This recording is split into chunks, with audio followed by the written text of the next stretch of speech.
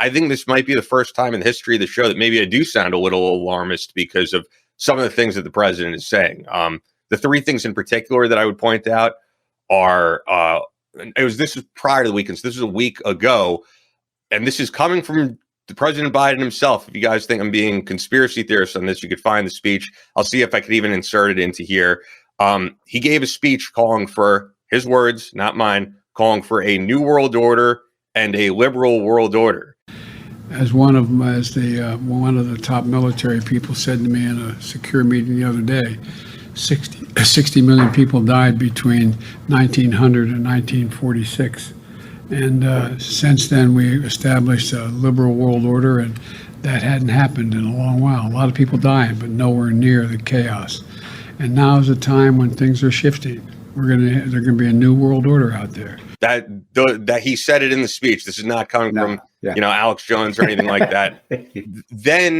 Then he went over to meet with military personnel, with active duty soldiers, and he used the phrase, when you guys go over to Ukraine, not if we go to Ukraine, when we go to Ukraine, which they're saying is some type of a gaffe.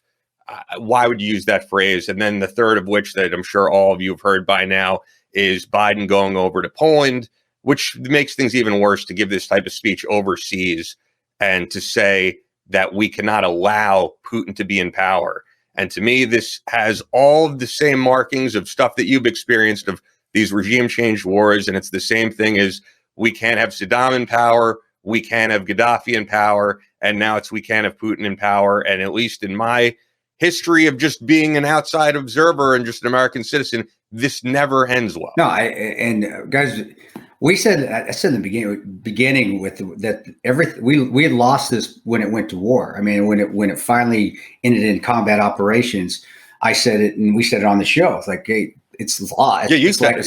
It's like Biden lost, guys.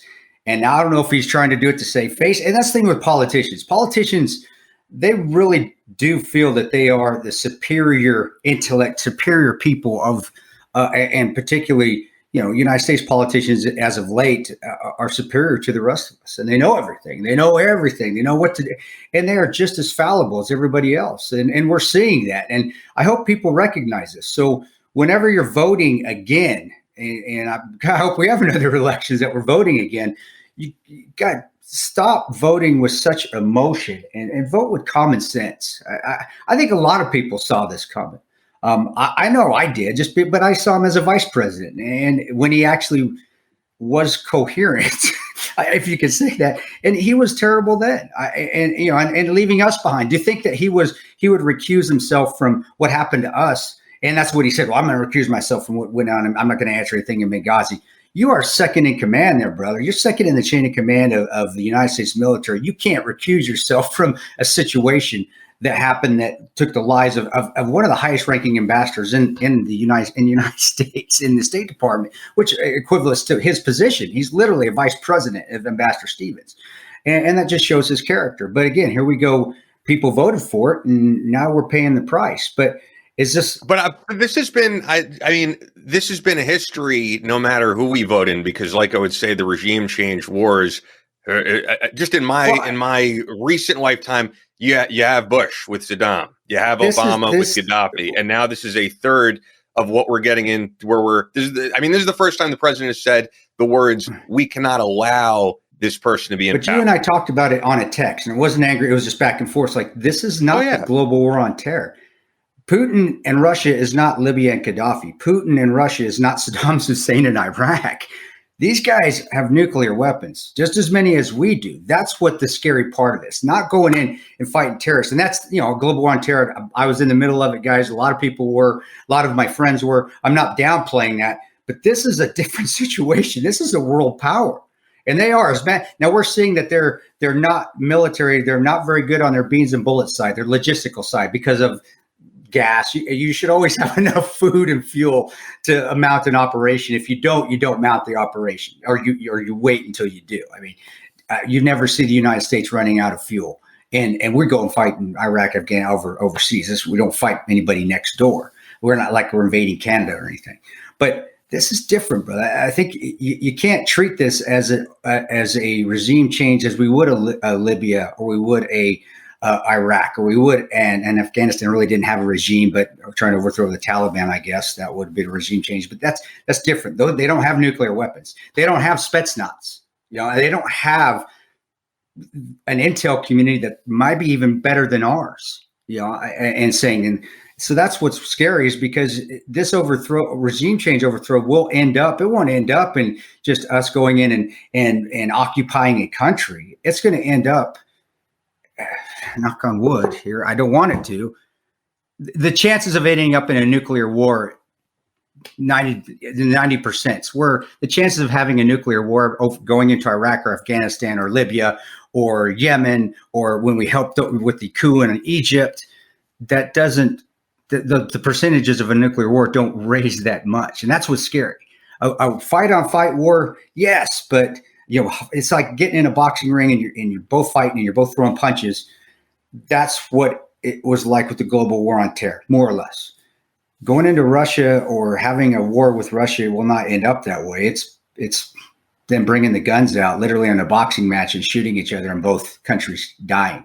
You know what I'm saying? And I hate to be that pessimistic, but that's how you have to look at it, just on a tactical side, and then the repercussions of what takes place when there is a nuclear war. Do you think that both countries, especially with who we have in office right now, would withhold pushing a button just to win the fight, and pushing that button to use nuclear warheads? I think we'd be lying to ourselves. So as a country, I think there needs to be, and I know you will, I know a lot of people within your area will, I will, of course, will always say, no fucking way. Don't you dare invade and fucking try to keep Putin from power. Putin's not going anywhere but Ukraine. He's not going to start to push out.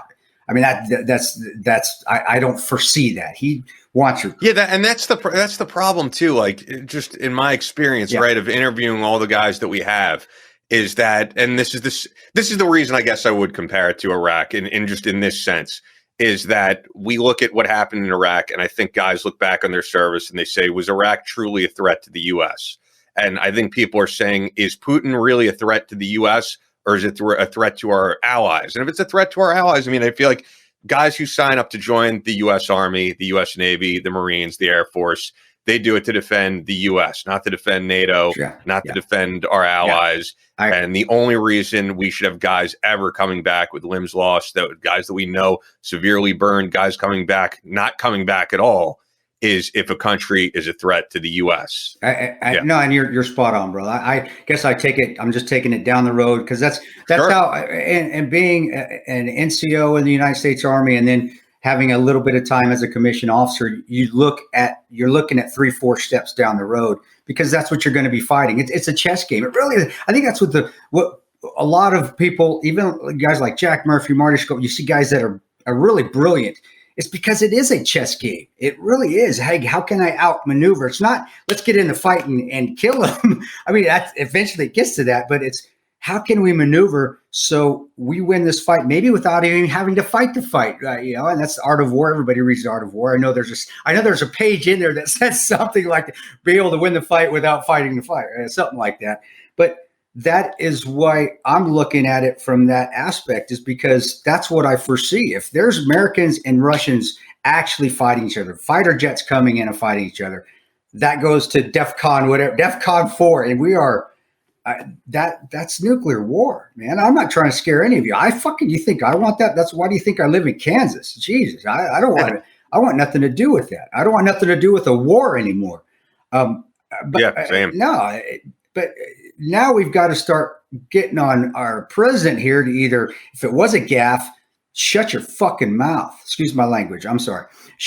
That's a huge gaffe, because all that does is now causes stress within our enemies. Now Putin's like, holy shit, did he mean that? I mean, that's what I would be like. Like, I'm trying to reach. Why did he say that? Do I need to start prepping for a U.S. invasion or a U.S. interdiction physically with troops?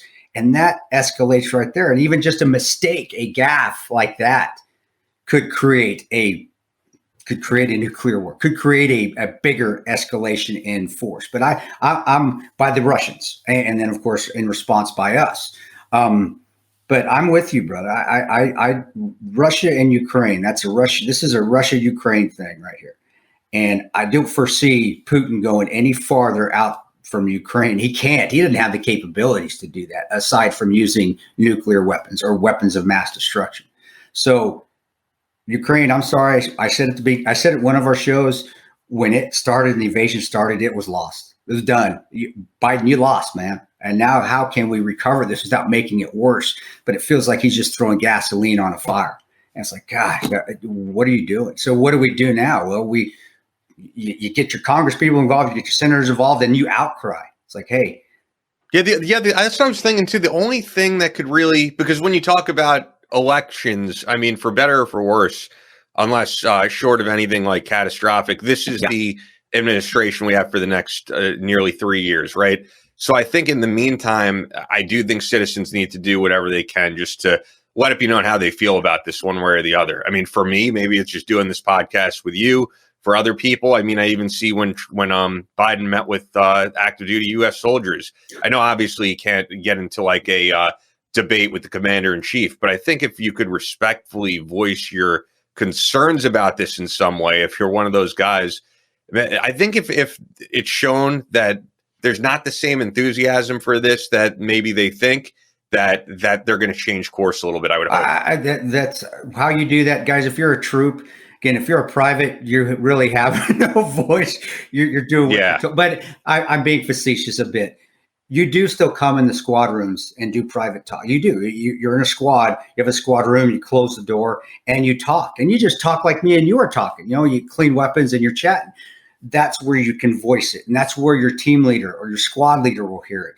And if they hear it enough times, team leaders and squad leaders, as much as they want to beat you down and retrain you and get you to where they do listen to you. And if they feel that there is a morale issue, they will take it up to higher. So it's like this is like a good throwing gasoline on a fire, the good chain of command. You voice your opinion when you're sitting around in the chow hall or you're sitting around cleaning weapons, because that's when it's okay to do it. And then that leader takes it to the next leader, especially if he hears it multiple times that there is problems. And then it goes to the next one. And it does work. I've seen it work at Ranger Battalion.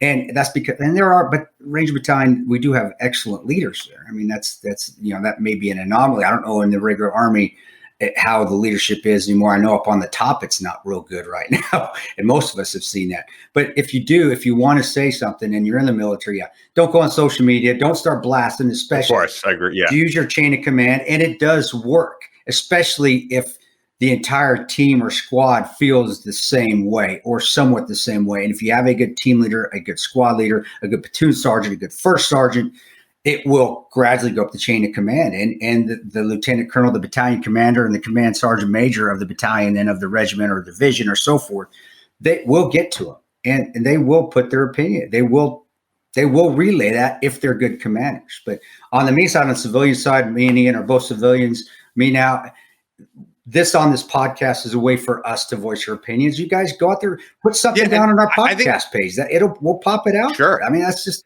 I think even just the opinion of the public at large. But the strange thing to me is I really felt like after Afghanistan, the public was going to be very skeptical and not going to be on board for any war. And I think the support for Ukraine, which originally is a good thing, because I think Americans are very we do a lot just voluntarily. Yeah. I think Americans donate a lot when they see a cause, and this is a good cause to donate to. The people who are being hurt, the civilians being hurt in Ukraine. Donations, people actually going over there to volunteer to fight the same way we had guys over here volunteering to fight with the Peshmerga. Like, that should all be done. But when it's the government getting involved, that's a little different. And I just felt like I felt like after all these wars, these previous years, the public would feel like enough already. I mean, you get the feeling we have to worry about things at home. I mean, when you look at Flint, Michigan, and what happened with water, and the fact that we have all these like basic issues, problems with the VA, I just feel like the public would feel like until these issues are solved, let's not be the world police. Well, we're seeing propaganda with the media. This is like we've talked about it, the mainstream media. I think most are. I'll be honest with you, but we're not seeing it because the government controls the media. Holy shit. We've been fighting a global war on terror, been in these countries for how many years where the dictators control the media, which controls the propaganda? We've been saying it, I don't know for how long here now on the Battleline Podcast even. Wow, shocker. The government controls the major media outlets, which puts out what they want you to hear and see, which is propaganda. And here we are. And obviously from what you're saying, I'm taking it from that, Ian, is that the country in itself wants to be at war. Being out and speaking and I'm so blessed that I get to get out and I get to talk to people all over the place and speak in front of people and then talk to them, because believe me, this comes up. This questions after I get done talking, what we're talking about comes up, because people are worried a little. They are concerned. And this isn't just right-wing people, guys. This is everybody. This is all political affiliations, all denominations. They don't want this anymore.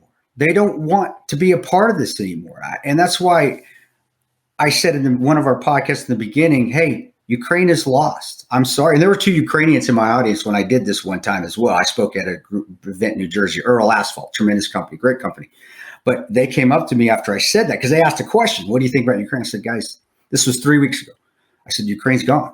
It's not what it was lost when the invasion started. If we couldn't find a diplomatic resolution to it, Ukraine, we lost it, and you have to let it go. It's done. Now we can just try to help it continue to move along, but Putin's going to get what he wants, or at least most of what he wants. If we try to fight that with force, there's going to be World War III. That's what I said. That's what I said, friends. And 2 guys from Ukraine that were from Ukraine, they're Ukrainians that now work for Earl Asphalt. They actually citizenship still there. They have dual citizenship. They said, Mr. Tano, they said, you're right on the nose. They said, you're right on the nose. That's you said the right things. And I said, guys, I apologize if I offended. I said, no, you didn't offend us at all. That's exactly what's happening. And the problem is now, because I don't know if it's failing poll numbers, brother. I don't know. I don't watch the polls. Maybe it is. I would assume this would be part of it. Our president's trying to scrape, and he has terrible advisors that are advising him to this. Whoever's advising this is dumb, is dumber than a bag of hammers, is advising him to put out this information. And you're right. This is what it does. It's going to cause more panic. But as we've seen with COVID, what does panic do with the government? It gives them more control. Is that the end state? And now I guess I sound like Alex Jones a little bit, don't I? Okay. But what are they doing? Well, we're going to start creating a little bit more panic, a little bit more worry, concern, and we should be concerned a bit. But what's the end state of this? Is it to get more control because that's what worked during COVID, and that's what got, my opinion, if you say the election was actually fair, got him elected? Or is it for real that he really feels like we should go into World War III and overthrow a world powers leader, which is the dumbest. That's just dumb. Just no way. Either way, their answer is wrong. It's a terrible answer, and the answer is wrong. Either way, you